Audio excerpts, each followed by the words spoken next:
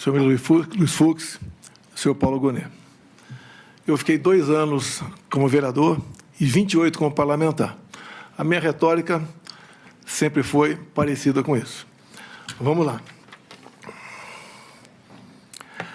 A questão da desconfiança, suspeição ou crítica às urnas não é algo privativo meu. Eu poderia citar vários nomes, citaria apenas alguns aqui. O senhor Flávio Dino, em 2012, quando ele perdeu a eleição, ou 2010, quando ele perdeu a eleição para o governo do Maranhão. Ele diz, eu teria um vídeo, mas foi indeferido o pedido, mas no vídeo está o seguinte: hoje eu tive a oportunidade de ser vítima de um processo que precisa ser aprimorado, ser melhor auditado, que é o sistema das urnas eletrônicas. E depois, o senhor acredita que houve fraude? Houve várias modalidades. Palavra do senhor Flávio Dino.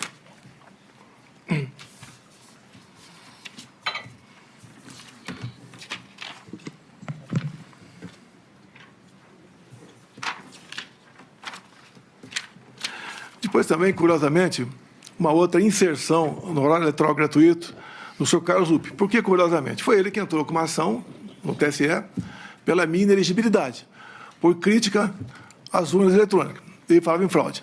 Mas numa das inserções, aproximadamente 30 segundos, que até hoje está no Facebook dele, ele termina dizendo o seguinte: sem a impressão do voto, não há possibilidade de recontagem. Sem recontagem, a fraude impera. Repito a Vossa Excelência, até hoje isso está lá no Facebook do senhor Carlos Lupe. Eu batalhei muito na Câmara, desde 2012, pelo voto impresso. Consegui aprová-lo em 2015 para 2016. A senhora Dilma Rousseff vetou, a proposta voltou para o Congresso, só na Câmara nós derrubamos o veto, com votos do PT, inclusive. No Senado, algo parecido, também derrubamos o veto. Fiquei feliz que teríamos, em 2018, o voto impresso. Eu não lembro se eu pedi audiência ou o ministro Fux me convidou. Eu fui conversar com ele sobre essa questão. E ele mostrou para mim que 5% das sessões eleitorais do Brasil teriam o voto impresso. Por que 5%? Porque não tinha recurso para mais coisa. E, com o tempo, ia chegar a 100%. Fiquei muito feliz, agradeci ao ministro Fux, me tratou muito bem. Mas, infelizmente, logo depois, por 8-3, o Supremo Tribunal Federal declarou o voto impresso como sendo inconstitucional, porque a impressão do voto poderia ferir a segurança das eleições. Bem, então tivemos o voto normal em 2018. A minha campanha 2018, algo atípico, com todo respeito, nem eu esperava que me eleger presidente, tendo em vista quem eu era.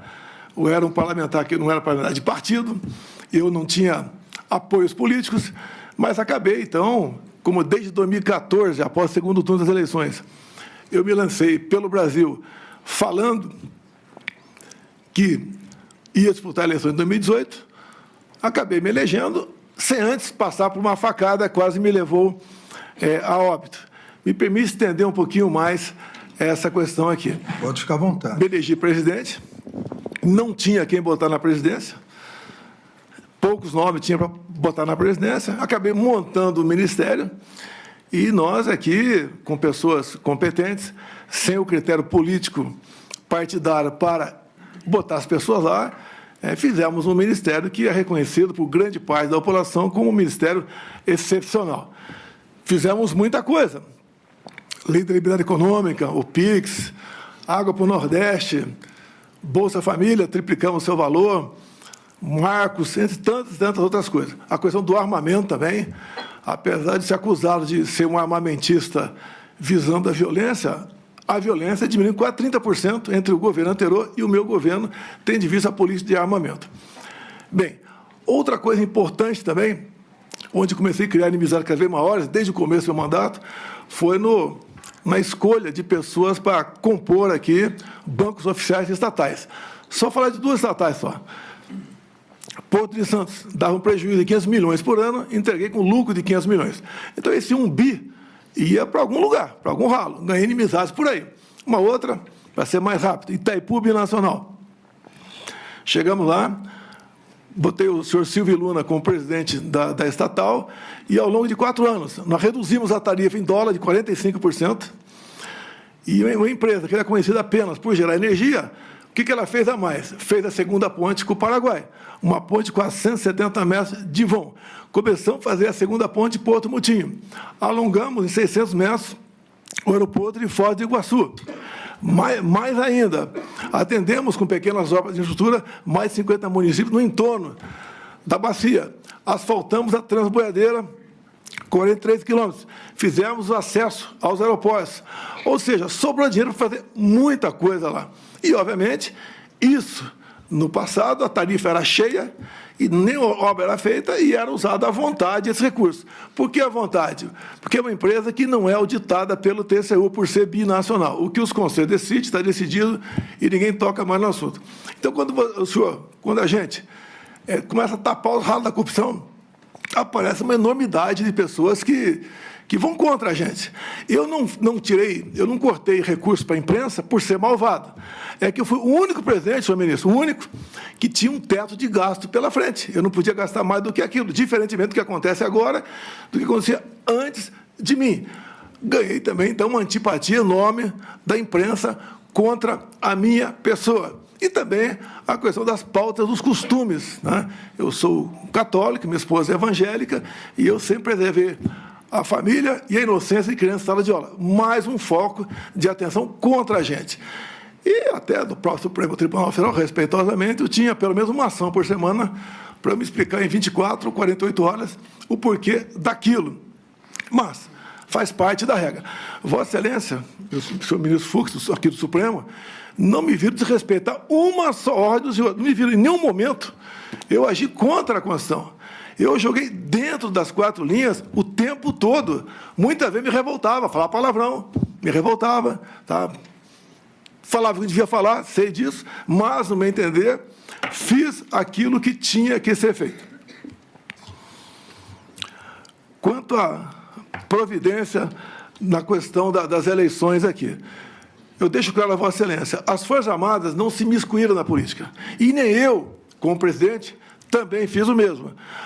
O senhor ministro Barroso, enquanto presidia o TSE, criou a Comissão de Transparência Eleitoral e colocou lá dentro, entre outras instituições, as Forças Armadas. O que eu falei para o ministro da Defesa? Já que colocaram a gente aqui, vamos fazer o melhor possível para nós auxiliarmos o TSE para que a eleição seja mais clara e transparente possível. No tocante àquela reunião de julho, onde alguns falam que reunião do golpe com 20 plaquinhas na frente das pessoas, mas 40 pessoas assistiam. Vossa Excelência falou ali que dos 70%. Coincidência, talvez, ministro? Eu complementei. Vão aparecer 49. Apenas uma coincidência. Não tinha prova de nada no tocante. Isso aí, um desabafo meu, com toda certeza.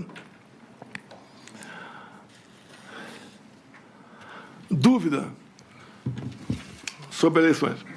Aqui eu tenho um documento aqui da Associação Nacional dos Peritos Criminais Federais. Diz logo na entrada aqui. As fragilidades das urnas eletrônicas sem o voto impresso. E mais na frente, também, a Associação Nacional dos Peritos Criminais diz: fraude sistêmica facilitada, consenso científico, todo o sistema eletrônico / computacional possui vulnerabilidades.